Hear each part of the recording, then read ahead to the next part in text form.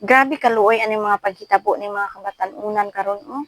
Luoy kayo sila. Ang ginikanan usab luoy kayo kay ngano man nagtuo sila nga ilang mga anak safety sa eskwelahan pero ang mga anak di ay to nang laag, nagkating klase so ingon ana no lesson learned sa mga kabatan-unan karon no nga di pa eskwela sa mga ginikanan pag tinarong mo kay ngano man ang inyong ginikanan andam kay sa pagsuporta sa inyong pag-eskwela naningkamot para makahuman mo nag sa mga kabatan-unan karon ayaw ninyo sayangi ang mga oportunidad nagihatag sa inyong ginikanan nga gipa-eskwela mo kay daghan kayo karon ba nga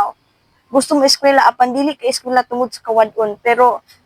pasalamat na lang gyud kay naa gyud ginikanan nga andam gyud mo tabang nga andam gyud nga mosuporta para lang maka-eskwela ang mga kabatan-unan para lang maka-eskwela ka busa ikaw kung nagtan-aw ka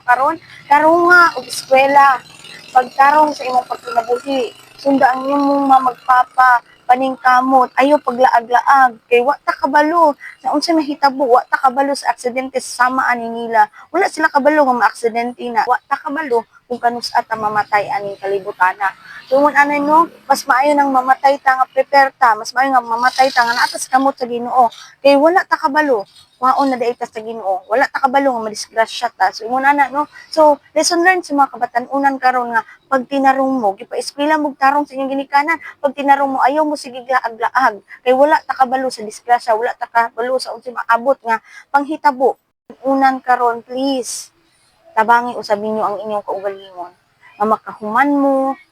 tabangi usab ang inyong mga ginikanan kay nangkamot ang inyong ginikanan para makalampos mo